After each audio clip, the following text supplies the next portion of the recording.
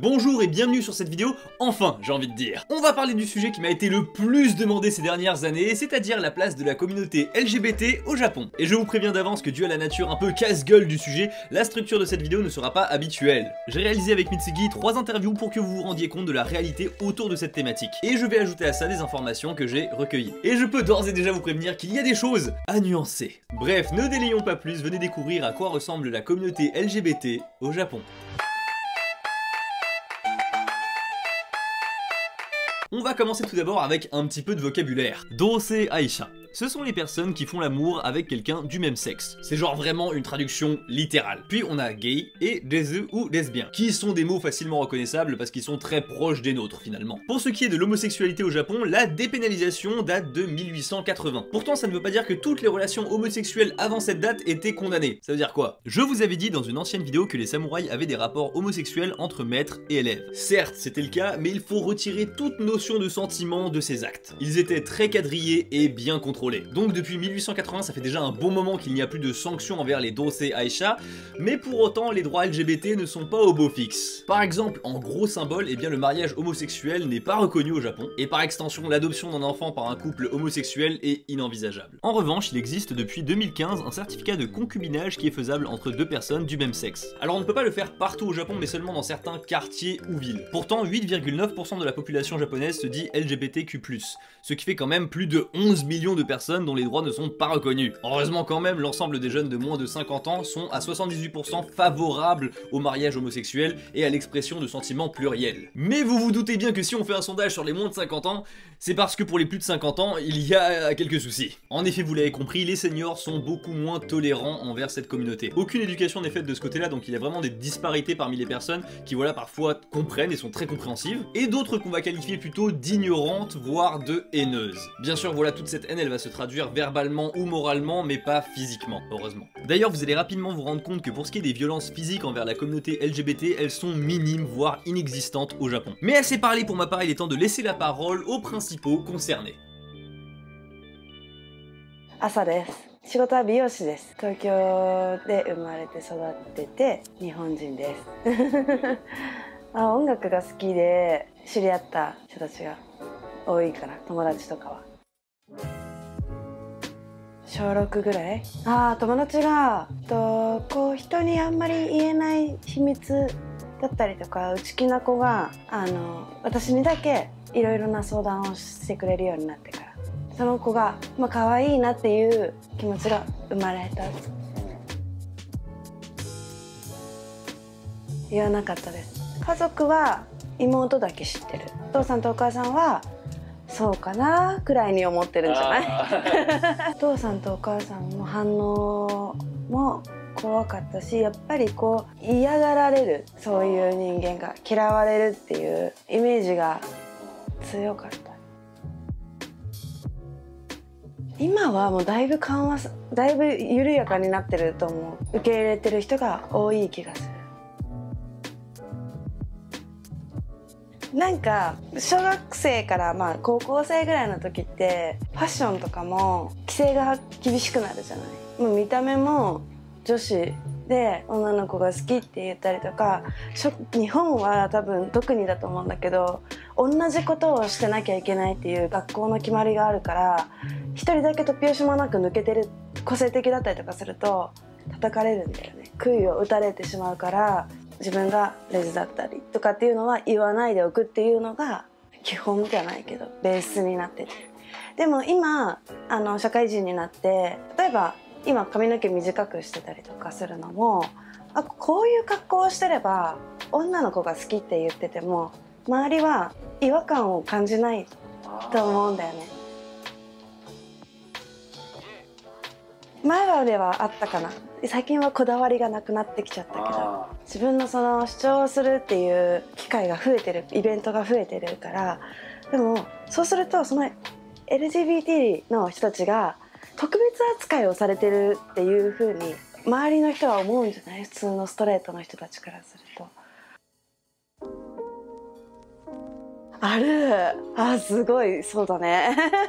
あるね。確かに。そういう人たちって意外と普通のビジネスマンより許容範囲が広いと思うんで、人の受け入れる範囲が。そっちの方がすごいいっぱいあって、温泉は一緒に行けるし出かけてても違和感ないし、突然泊まりに行くってお母さんとかお父さんとかに「ちょっと友達と泊まりに行くから」って言えば、別にね、彼氏「何どうなの?」みたいないう話もないし。J'avoue que pour le coup des onsen qu'on pouvait faire ensemble, je l'ai clairement pas vu venir. Ça paraît totalement logique, on est d'accord, mais j'avais clairement pas pensé à ça. Et je vous avoue, voilà, que personnellement je suis un petit peu jaloux parce que pour faire ça avec ma copine, je suis obligé de privatiser un onsen et tout. En bref, je m'égare. Mais parallèlement au onsen, il y a un autre lieu typiquement japonais où cette fois les couples homosexuels n'ont pas le droit de rentrer. Il s'agit des love hotels. Oui, je suis tout à fait d'accord, c'est très choquant, mais qu'en est-il réellement? 入れるんですよ。でもね、もしかしたら場所によっては男性同士はダメかもしれないけど、女子は全然大丈夫。一回ダメだった時があって、なんかその時はちょっと混んでたの多分混んでたの。あと一部屋しか空いてないみたいな時で、その時にカウンターの人が「ちょっと女性の方だと今日は」って言われちゃって、残念だったね。次行こっか。ダメ元で行ってるから多分びっくりもしないし、そんなもんだなって。トイレを入りやすくしてほしいまあ多目的トイレっていうのがあるからそこ使う人は結構多いんですけど、もうちょっとその多目的トイレが例えば2つになったりとかの方が入りやすくなるよね。C'est beau, je trouve, ce qu'elle vient de dire, parce que instinctivement, elle a pensé plus aux autres qu'à elle-même. Enfin, franchement, c'est bravo. Après, je vous avoue que du côté du gouvernement, il y a trop fréquemment en fait des propos scandaleux à l'encontre de la communauté LGBT. On a par exemple en juillet 2018 la députée Mio Sugita qui avait qualifié les personnes LGBT de personnes non productives. Et comme je viens de vous le dire, ce genre de propos, il y en a à peu près tous les 6 mois. Enfin, c'est vraiment pas un truc isolé, c'est assez récurrent. Et je pense voilà que ce genre de déclaration inacceptable en fait est à mettre en relation avec le problème de natalité au Japon. Après, peut-être que j'interprète beaucoup la chose. Voilà. ちょっとそれは政治家という立場として言葉はもう少しやぶ悪い包んだ方がいいのかなって。こういう意味でやっぱり生産性を未来を作ることは難しいからそこまで認めることはまだできませんとか柔らかく言えばよかったのかなと思うけど、私は結婚願望がないからあんまりそこには重きを置いてないんだけれども、結婚したいっていう人が今は地域によってパートナーシップの条約が取れるからあれでも十分なんじゃないのかなって。Effectivement, avec cette première interview, vous aurez compris que faire son coming out au Japon n'apporte souvent rien de bon, et cela même encore aujourd'hui. On se retrouve isolé socialement, et c'est aussi un risque de se faire rejeter par ses parents. Et c'est là où je me suis posé une question, je vous avoue. Comme pour les tatouages où j'ai fait l'expérience d'en porter durant une journée en tant que gaijin étranger, est-ce que les Japonais toléreraient plus l'homosexualité chez les étrangers que chez les Japonais? Eh bien écoutez, je vous propose la seconde interview pour en savoir plus. My name is Chris. I'm from America and I've been here for 11 years. I came here as a model for a 6-month contract, and then 6 months got extended and renewed, and now primarily I work in Japanese television. Like I have a show on Terebi Asahi, a show on NHK1, a show on Itare, and then I make my own TV show on Amazon Prime as well. That's how I got here and what I do here. Above and beyond that, I've been living with my boyfriend for the past 2.5 years. I mean, we've been dating for 3 now, but yeah, we live in this house. I came here for such a different reason than most people. Like in Japan, in the entire country, there's only 2,000 people that have entertainment visas. It's one of the lowest categories. So my experiences here, especially about being gay, are completely and totally different than most people.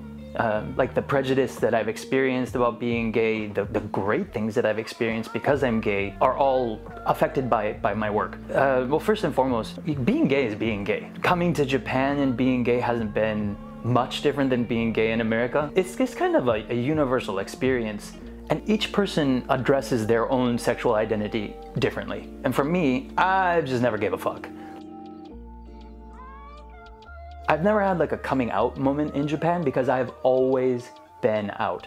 The first television show that I had that was regular here, I was casted for it because I was openly bisexual. This TV show was aggressively looking for a bisexual person. So I went to a private audition where they asked me, "Are you really bisexual? Are you certain that you're bisexual?" Yes.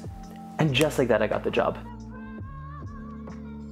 On the negative side, you will get people, it's not prejudice in any means, it's just like ignorance.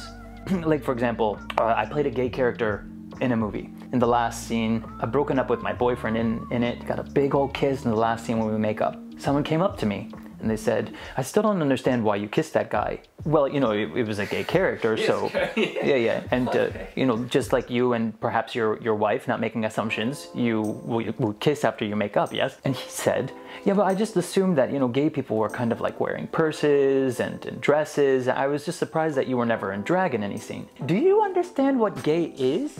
And the answer is no. Yeah, sure, there's some blame to be put on the Japanese education system because of their lack of education about sexuality in general, not just talking about the LGBTQ plus community, but STDs, HIV/AIDS. One of my former flangs said to me, "How many times do we have sex before it turns into HIV/AIDS? Is it like a lottery thing?" Oh là là là là, l'éducation sexuelle au Japon, comment vous dire, il y en a quasiment pas. Et franchement c'est grave, mais je veux dire au-delà de la question de LGBT tout ça, par exemple pour les MST, ils ne sont vraiment pas au courant je trouve. Alors on pourrait penser qu'en devenant adulte, ce genre de questions, on trouve les réponses un peu sur le tas. Eh bien, pas toujours. Clairement les confusions entre gay et drag queen par exemple sont extrêmement nombreuses au Japon. Pourtant c'est pas comme si les représentations homosexuelles étaient totalement absentes dans le pays, enfin clairement pas hein. Le yaoi, le yuri, le bara...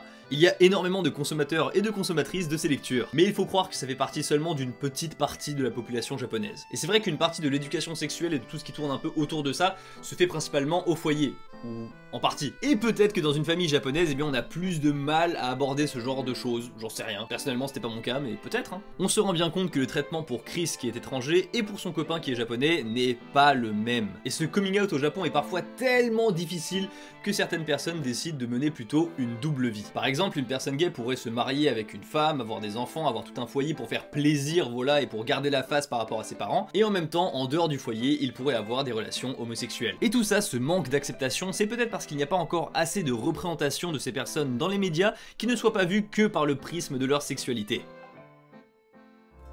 When I first got here 11 years ago, there were no portrayals of just gay men on Japanese television unless they were effeminate, used as a comedic device, or incorrectly labeled as gay and just so happened to be transsexual, or a straight man who just preferred female clothing. So if you turn your television on and the only instance of homosexuality that you have is an effeminate man, a drag queen, or someone from the transsexual community, you get confused. Haha, the gays, they're funny. Type of deal. I think once Japanese entertainment starts to catch up with the LGBTQ plus community, yeah, then I think people will start to understand more. If I get hit with the "Chris, can you do it gayer?" comment from a director, I have two reactions. One is fuck off. What the fuck does it mean to do something gayer? I am gay. How much gayer can it be? Or two, get me a dick and I'll be a little bit gayer for you, but I don't know how much beyond having literal sex in front of you. I'm not sure how to play something gayer. The person that I'm seeing, he'll never be able to come out in the line of work that he's doing. Again, like with close friends, everyone knows about who we are and what we are, but for that world, it's not possible. It's not acceptable. So I did a short film. It's a gay character, one long argument between two gay guys, a gay couple. It was fine until it started winning awards. I had won Best Actor in the country of Taiwan at a country-sponsored festival. Insane, right? Like, I was like, what the fuck's happening with my life? I returned to Japan and was immediately fired from the children's show that I was doing. Fucked up. So for me, it was a great source of pride that I could go from doing children's entertainment to playing a gay character in a heated, dramatic short film. But I guarantee you 100%, the kids who are watching the kids show are not going to be going to a short film festival in Taiwan. The question that I have for you, that I still do not have the answer today. What happened? What went wrong? How did this go wrong? That's the most punished I've ever been. And again, it's not for being gay, it's for portraying gay.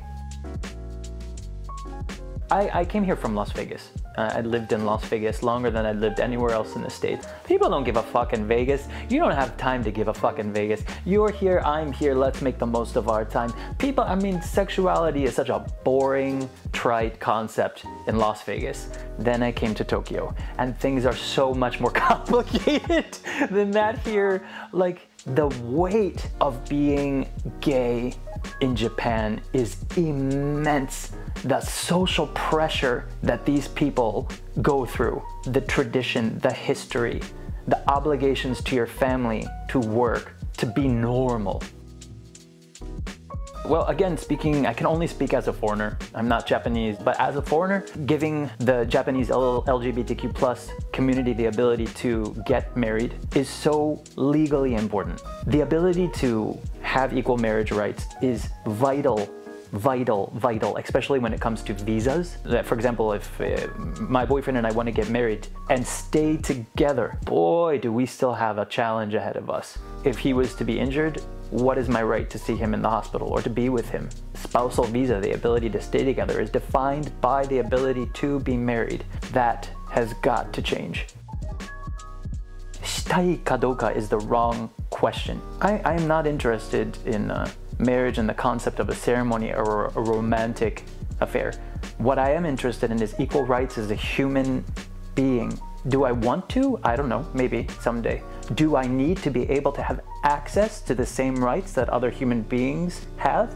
Yes. Effectivement, Chris a bien fait de me corriger sur la question du mariage, ce n'est pas une question voilà de s'il veut, mais plutôt de pourquoi il ne pourrait pas. Aujourd'hui au Japon il y a une union civile, mais la communauté LGBT réclame forcément plus que ça. Certains japonais justement essayent de faire bouger les choses en clamant que ne pas reconnaître le mariage homosexuel est contraire à la constitution japonaise. Et encore on se rend pas compte, mais justement cette union qui est possible depuis 2015, elle a arrangé les choses, parce que avant 2015, il y avait des méthodes un peu plus sneaky, j'ai envie de dire. Il arrivait en fait que des couples homosexuels s'adoptaient entre eux pour établir un lien de famille. On appelle ça le koseki, et aujourd'hui c'est clairement plus trop d'actualité, mais ça prouve à quel point à l'époque il y avait ce besoin d'être en concubinage, de prouver qu'on est en concubinage. On note aussi d'ailleurs que Disney depuis 2013 organise des cérémonies de mariage symboliques pour deux personnes du même sexe. Écoutez, je pense que maintenant il est temps de passer à la prochaine interview.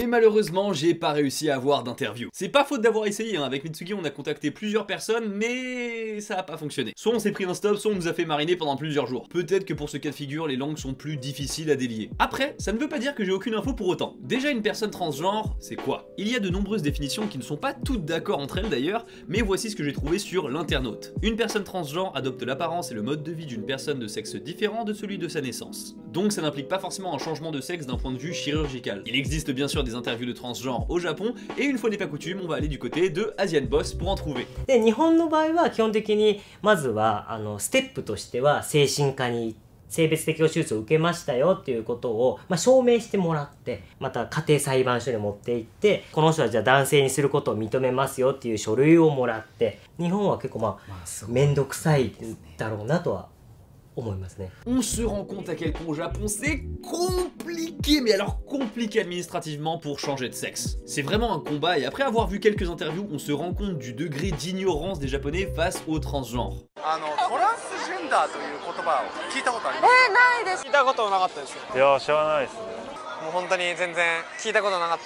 Pourtant, ça ne veut pas dire qu'il y a aucune représentation des transgenres dans les médias, loin de là. Par exemple, sur YouTube, on a une chaîne où on voit un duo de trans qui font plein de contenu par rapport à ça.